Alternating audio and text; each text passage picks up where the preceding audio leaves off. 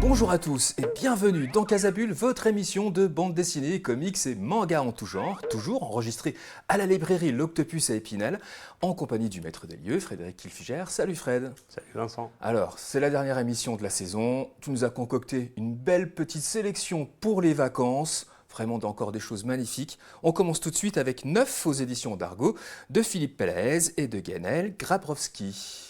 C'est de la science-fiction qui tourne autour du voyage dans le temps. Ouais. Alors, on se dit, ouais, on a déjà lu ça des dizaines de fois. Eh ben non. On suit un astronaute qui, depuis tout gamin, c'était son but dans sa vie, c'était d'aller dans l'espace, parce qu'il voulait suivre les traces de son père, qui avait péri lors de l'explosion. Oui, il a vu son père partait dans une fusée et il a vu la fusée exploser quand il était gamin. Voilà. Et donc, toute sa vie a été dirigée vers aller dans l'espace pour remplacer son père.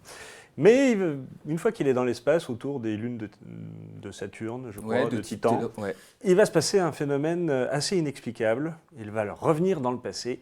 Et donc là, il se dit, mais peut-être que c'est l'occasion de peut-être croiser mon père, changer le passé pour changer le futur, et voilà, je ne vais pas en dire plus, parce que c'est un récit, au final, le côté SF est assez peu présent, parce que, à part quelques passages dans l'espace, mais qui ne sont pas vraiment le cœur du sujet. Ouais, on est plus sur le voyage dans le temps, on est sur une aventure métaphysique un peu quand même. C'est très métaphysique et c'est très intimiste. Pourquoi il veut changer? Alors évidemment, il y a le trauma de l'enfance, mais ça va aller plus loin que ça. Parce qu'on va le suivre à différentes époques de sa vie. Quand il est gamin, quand il va être sélectionné par les agences spatiales pour participer peut-être à un vol. Donc la camaraderie avec les autres candidats, camaraderie, jalousie, amour, enfin voilà, c'est vraiment une aventure très humaine. En plus, il a tout pour lui, hein, ce jeune gamin, quoi. C'est le héros par excellence, hein, intelligent, beau gosse, mais traumatisé. Une petite copine magnifique, donc il est jalousé. Voilà. Et voilà, je ne vais pas en dire plus sur le scénario parce que c'est vraiment un récit très ciselé, avec une mécanique de précision, c'est très subtil, il y a beaucoup de flashbacks. Est-ce que c'est vraiment des flashbacks ou est-ce que c'est des mini-voyages dans le temps? On ne sait pas trop. On est quand même un peu sur le paradoxe du grand-père de Barjavel aussi, parce qu'on est dans le voyage dans le temps, donc... On peut, en bande dessinée ou même dans n'importe quel type de récit, le voyage dans le temps a ses règles et on peut difficilement y déroger. Mais en fait, c'est plus l'utilisation de ce mécanisme, de cette trope pour... illustrer les combats intérieurs d'un homme, moi qui m'ont vachement intéressé. Parce que c'est vraiment, cet homme a tout pour lui et pour autant, il a toujours des désirs inassouvis. Et il va essayer que ça aille mieux et pour lui, mais aussi pour les autres. Donc voilà, c'est ça. Et c'est très subtilement fait. Et au niveau du dessin, alors Grabowski, il reste certes assez classique dans son registre, on le connaît, Grabowski, un dessin réaliste. Il avait fait Nautilus, qui était une très chouette uchronie steampunk. Et là, donc oui, dessin réaliste, solide, bien fichu, avec une belle mise en couleur. Avec un découpage dynamique. Très lisible. Voilà, rien à redire sur le dessin. C'est vraiment un one-shot bien fichu, ça va à l'essentiel, ça ne se perd pas en se disant on va développer le truc, non. Bonne lecture de détente, assez humaniste. Bonne lecture métaphysique et humaniste, une BD intense, passionnante, introspective et spirituelle. Ça s'appelle donc 9 aux éditions d'Argo, c'est de Pelaez et de Grabowski, on vous le conseille. Alors là, on passe à une petite pépite que tu voulais nous présenter. Ça s'appelle Ulysse et Cyrano, aux éditions Casterman, de Xavier d'Horizon, qu'on connaissait pour Le Château des Animaux, évidemment, Antoine Christo, et de Stéphane Servin au dessin. Voilà, un jeune garçon de bonne famille ne veut pas suivre les traces de son père et va se découvrir une passion totale. Est-ce que Ulysse... Alors ça se passe juste après la Seconde Guerre mondiale. Ulysse, il doit passer son bac, il doit avoir la mention très bien, il doit rentrer à Polytechnique. Il doit reprendre les cimenteries familiales. Oui, parce que son père est le dirigeant d'une grosse cimenterie, donc c'est la bourgeoisie forte et il faut que ce soit carré. Voilà, de toute façon, il n'a pas le choix. Mais le père a quelques petits soucis judiciaires, on est dans l'après-guerre, on va découvrir de quoi il s'agit. Et donc il envoie sa femme et son fils se mettre au vert, loin de l'agitation parisienne, en Bourgogne. Ulysse doit réviser son bac, il n'a que ça à faire, mais il va faire la rencontre de Cyrano, qui est un ancien cuistot, enfin pas un cuistot, un chef renommé, qui a pris sa retraite et qui va un petit peu à contre-cœur lui montrer ce que c'est la cuisine. Et alors là, ça va être la révélation, mais la cuisine, la cimenterie, c'est pas la même chose. C'est pas tout à fait compatible. Ouais. Et c'est vraiment un récit humaniste. C'est un récit qui fait du bien, qui fait sourire, qui n'est pas niais pour autant. Hein. Non, attention, non, loin de là. C'est vraiment une écriture très subtile. Il y a vraiment le poids de l'histoire qui est là, notamment le côté éducatif, pesant, des attentes paternelles. Enfin voilà, c'est vraiment un récit tout en nuances. Mais c'est un récit extrêmement gourmand, évidemment, ça parle de ça parle de recettes de cuisine. J'ai envie de te dire, je l'ai lu, moi j'avais faim quand même à la fin complètement, de la lecture. Voilà, mais vraiment. C'est vraiment un album qui ouvre l'appétit, qui est joyeux, qui est profond, qui est vraiment un énorme coup de cœur pour moi. Oui. Assez inhabituel de la part d'Horizon quand même, ce genre de récit. Parce que c'est pas du tout de l'aventure comme il a pu faire avec 1629, ou de la science-fiction. Enfin, c'est vraiment un récit ancré dans un terroir, la Bourgogne, même si évidemment on pourrait déplacer le récit ailleurs, mais là c'est vraiment les recettes du coin. Il y a ce côté. Alors, c'est un album feel good. Voilà, c'est un album feel good, et il y a peut-être ce côté la France c'était mieux avant, mais je trouve que Dorisson s'en sort très bien parce que justement il pointe ce qui n'allait pas avant. Pour ne justement pas idéaliser un passé qui n'a jamais vraiment existé. Parce qu'on se rappelle toujours des bons moments dans la nostalgie et pas des mauvais. Donc c'est pas un album nostalgique, c'est pas un album passéiste, c'est un album gourmand. Voilà. C'est vraiment, pour moi, c'est l'adjectif qui le définit le mieux. Et alors, la gourmandise, elle est aussi dans le dessin de Servin. Oh, Servin, encore un dessin magnifique de la part de Servin, c'est clair. Pas réaliste. Non. Mais pas loin, très expressif dans les émotions transmises par les personnages. Parce que et même dans les yeux noirs de Ulysse, il arrive à transmettre des émotions, c'est assez incroyable. Les dessins de ses yeux, moi, m'ont bluffé à chaque fois. C'est vraiment un récit assez incroyable au niveau... parce qu'on n'a pas d'aventure, c'est un récit... c'est un moment de vie. Voilà, c'est de la tranche de vie, et pour autant, on ne peut pas lâcher le livre. Alors en plus, c'est un gros livre, il fait 160 pages, très bien édité chez Casterman, avec un grand format, une belle couverture.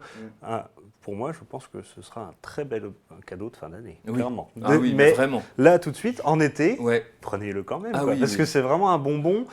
Alors non, c'est pas un bonbon, c'est un plat en sauce. C'est réconfortant. Ça fait plaisir, C'est une Madeleine de Proust, en fait, cet album de Servin, de Dorizon et de Christo. Une jolie balade tout public, un cadeau pour les amateurs de bande dessinée, qui donne envie de cuisiner, comme tu l'as dit, et de boire des Bourgognes. Bon, il y a un hic, c'est que les Bourgognes proposées, ils sont un peu chers dans la réalité. On aimerait bien les boire, mais c'est pas facile. Ça s'appelle donc Ulysse et Cyrano, de Xavier Dorizon, d'Antoine Christo et de Stéphane Servin. C'est sublime, sublime, sublime. Une merveille. Allez, on passe maintenant à un album complètement, une aventure initiatique, un voyage plouérant à vélo de la Bretagne à l'Iran, aux éditions Delcourt, d'Isabelle Delréal. Voilà, c'est une première bande dessinée, un mot valise quand même pour désigner un voyage à vélo de Plouer sur Rance, dans les Côtes d'Armor, jusqu'à Téhéran, qu'elle a commencé pendant le Covid en fait. C'est ça. C'est une bande dessinée, vraiment un récit de voyage, une autobiographie, une prise de conscience, une ouverture sur le monde. Alors elle l'avait déjà sorti en financement participatif il y a 1 an ou 2, mais là, Delcourt la republie, alors elle a été un petit peu retravaillée. C'est vraiment un récit de voyage assez incroyable. Elle a cette idée folle, alors qu'elle se destine à la magistrature, de partir en vélo, alors qu'elle n'a jamais fait de vélo. Mais toute seule, de la Bretagne alors après, elle se laisse dans l'idée d'aller en Iran, mais elle ne sait pas par où elle va passer. Elle va aller elle va aller en Espagne, elle va aller en Italie. Même sa famille n'y croit pas. Ils se disent qu'au bout de 2-3 semaines, c'est fini. Elle va arrêter. Et elle persévère, elle continue, malgré toutes les difficultés physiques. Elle y trouve son compte parce que se retrouver toute seule, ça la réjouit. Se confronter à la nature, ça la réjouit. Elle ne trouve pas plus grand bonheur que de dormir toute seule dans les bois. Et en même temps, elle raconte une tonne de rencontres avec des gens divers et variés, dans plein de pays différents. et les accueils, alors plus ou moins chaleureux, hein, qu'elle va avoir. Oui. Et voilà, c'est un beau récit. Pour le coup, pour une première bande dessinée, je la trouve vraiment très bien fichue. Il y a évidemment pas mal de références. Alors, moi on me parle d'Iran. Corto Maltese est pas loin, elle l'a lu aussi. Elle a un dessin un peu à la Hugo Pratt aussi de temps en temps. Voilà, un noir et blanc très stylisé. Ouais. Il y a du Robert Crumb aussi dans les mimiques, clairement, dans les exagérations. Mais j'y trouve un enthousiasme typique des premières BD, en fait. Le plaisir de dessiner et de raconter une histoire qu'on trouve intéressante. Et là, je trouve que c'est très communicatif. Ça fait un peu rêver parce qu'en plus, c'était pendant le Covid, on pouvait faire autrement. Oui. Et elle a osé le faire et elle le raconte et c'est passionnant. Ouais, et c'est assez drôle. Et c'est drôle. Et en plus, il y a beaucoup d'humour, c'est clair. Et c'est assez culotté quand même parce qu'on se dit, elle va aller quand même jusqu'à Téhéran, mais comment elle passe franchir les montagnes, les cols montagneux, comme les déserts de l'Orient, sans jamais rencontrer finalement des milices armées, des terroristes ou encore la fureur paranoïaque des mollahs d'Iran.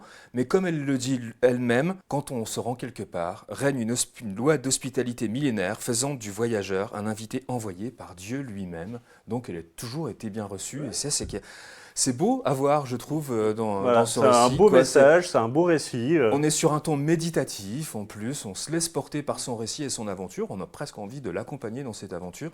Et le dessin est franchement, pour un premier, déjà très abouti. C'est très abouti.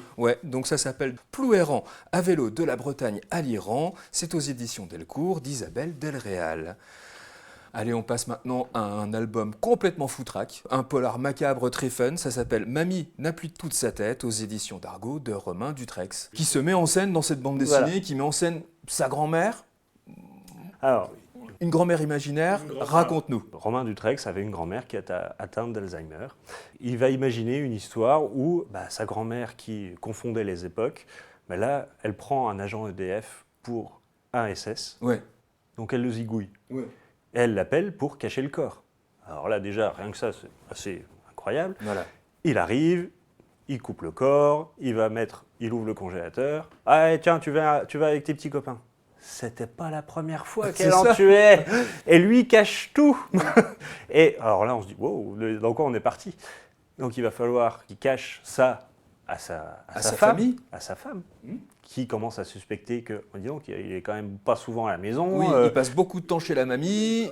Il a peut-être une aventure. Elle engage un détective privé. Voilà. On rajoute à ça les flics qui commencent à se dire, il y a beaucoup de disparitions dans le coin là, et qui vont remonter la piste. Et par chance, il y a un flic qui est pas très très malin. Oui. C'est un vrai polar. C'est un vrai polar, mais traité à la mode Dutrex, donc parodique. Il faisait déjà des parodies de bandes dessinées franco-belges dans Imposture qui était publié chez Flic Glacial. Et là, avec ça, je trouve qu'il passe un cran supplémentaire dans à la fois l'humour, parce que c'est encore plus grinçant.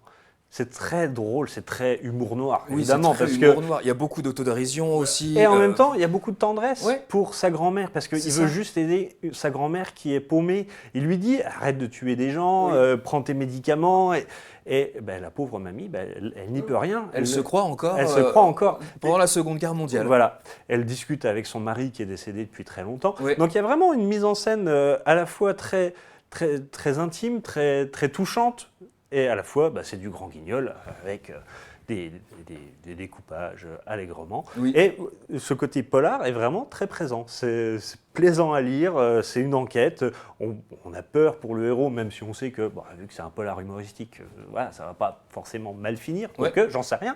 C'est réjouissant à lire, c'est un peu grinçant, c'est un peu méchant. C'est tout à fait le genre d'humour qui me parle. Oui, et puis les dessins sont très stylisés, à la ligne claire, avec des vraies tronches, y compris les caricatures des papes, là, sur 80 ans de papes, moi, qui m'ont fait mourir de rire. Évidemment, voilà, avec une mise en case d'un gaufrier de 9 cases à chaque page. Très classique. C'est un polar macabre, plein d'humour noir, qu'il faut vraiment se procurer. Ça s'appelle donc Mamie n'a plus toute sa tête aux éditions d'Argo, et c'est de Romain Dutrex. On passe à un bouquin de Magnus que tu voulais nous présenter maintenant aux éditions Revival. Ça s'appelle Les Brigands. Magnus alias, Roberto Raviola, plutôt alias Magnus, est l'un des plus grands génies de la bande dessinée érotique italienne. Bon, là il ne s'agit pas d'une bande dessinée érotique, malgré que ces bandes dessinées ont été rééditées chez Delcourt, là dans la série Erotix. Mais là c'est quand Magnus adapte un feuilleton fou et rebondissant. Oui. Magnus, c'est vraiment un des grands maîtres de la bande dessinée italienne. Moi, je l'avais découvert il y a quelques années pour L'Inconnu chez Casterman, qui n'est plus édité malheureusement. Mais il a une science du noir et blanc, comme très souvent les Italiens, qui est assez incroyable. Et aussi, au niveau narration, c'est toujours d'une limpidité. C'est vraiment un auteur, je trouve, important, assez méconnu. Et je suis très content que Revival le republie. Alors oui, toute sa production érotique, oui. Mais c'est toujours très bien. Et donc là, avec Les Brigands, le truc qui est vachement intéressant, c'est qu'il adapte au fil de l'eau, ou au bord de l'eau, un conte traditionnel chinois, donc des intrigues de pouvoir, de cour. Mais là, il le déplace dans un espèce de monde rétro-futuriste, un petit peu à la Flash Gordon ou à la X-Raymond. Et ça marche du feu de Dieu. Et surtout, il y a l'élégance du dessin. Voilà. Tout bêtement, c'est une BD qui tient par l'élégance du dessin, parce que c'est très léché, c'est très délicat, c'est subtil. Les femmes sont des femmes fatales. Les méchants ont des têtes de méchants.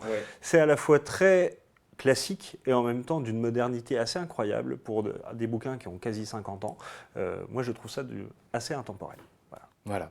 Et donc l'histoire, pour résumer un tout petit peu cette histoire-là, Fred, c'est un procureur, un substitut du procureur qui est un peu les dents longues, qui tue sa femme mais qui fait alliance avec des brigands qu'il combattait auparavant et qui va les amener vers une révolution en fait. Voilà, c'est ça. Il y a beaucoup d'intrigues, c'est un récit au fil de l'eau, hein, c'est vraiment beaucoup de rebondissements. Et il y a beaucoup de changements, de retournements de situation. Mais ce n'est pas tant pour le récit qu'on se passionne que pour l'évolution des personnages. Parce qu'il y a une multitude de personnages. Alors là, il y en a vraiment beaucoup. Mais cette profusion, Magnus arrive à en tirer parti avec, justement, en mettant ses tronches pas possibles à chaque personnage. Tout le monde est très reconnaissable. Et voilà, c'est juste un dessin magnifique de Magnus. Si vous ne connaissiez pas cet auteur italien, vraiment, Les Brigands, là, aux éditions Revival, c'est magnifique.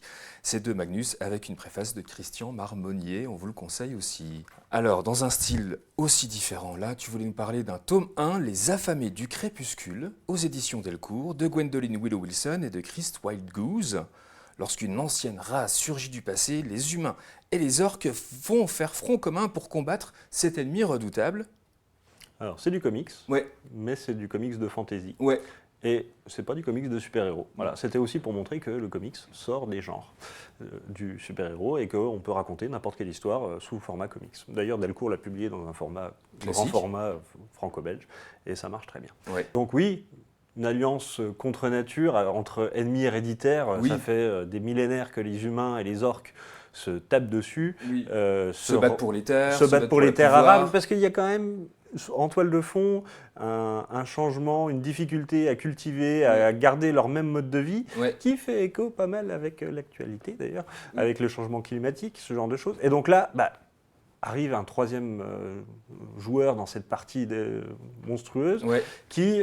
des Vangols. Des Vangols. Une espèce de race dont, à mon avis, il y a quelques mystères et qui seront dévoilés dans les tomes. Au niveau du dessin, j'ai l'impression que c'était des elfes maléfiques, moi. Un petit peu. Peut-être, on ne sait pas. Pour le moment, on n'a que des orques, des humains. Et donc, cette alliance nouvellement créée, elle repose sur la vision politique de très peu d'orques et d'humains. Et donc, on va suivre deux groupes qui vont essayer, tant bien que mal, d'aller dans le même sens.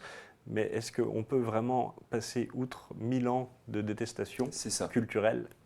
Voilà toute la question de ce récit. Alors, c'est un récit qui est très proche des personnages, donc on s'attache très vite aux persos. Ils sont extrêmement bien campés, bien écrits. Le dessin de Wildgoose est très très chouette. Ah ouais, très chouette, c'est clair. C'est ultra dynamique. Il y a de la dynamisme, il y a de la finesse dans son dessin, de la finesse d'ancrage. Il nous amène régulièrement à nous arrêter pour apprécier une case comme ça, du beau travail. avec les couleurs de Sassic en plus, rehaussées. C'est vraiment un bon récit de fantasy. C'est à la fois très classique et en même temps complètement novateur. Et ça, c'est très chouette. Ouais, c'est très chouette. C'est un tome 1. On a hâte de lire le tome 2 parce que ça nous tient en haleine à la fin du tome 1. Ça s'appelle donc Les affamés du crépuscule aux éditions Delcourt et c'est de Gwendolyn Willow Wilson et de Chris Wildgoose. Là, tu voulais parler aussi d'un autre comics, Zorro d'entre les morts aux éditions Urban Comics de Sean Murphy. Alors Sean Murphy, on le connaît entre autres pour le Batman White Knight et toutes les déclinaisons qu'il a fait. Et donc là, une de ses influences, un de ses héros d'enfance, c'était Zorro.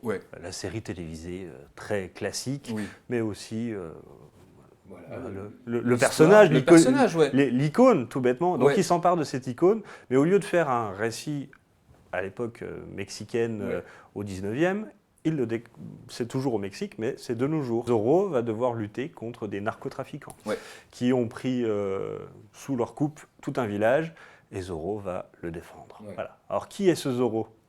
C'est ça la question. Parce que c'est pas un Don Diego de la Vega. Non, ça se passe dans le village de la Vega, mais Zorro, tout bêtement, c'est un jeune homme perturbé qui, toute sa vie, a eu comme modèle le Zorro, le personnage, et qui va se comporter comme tel.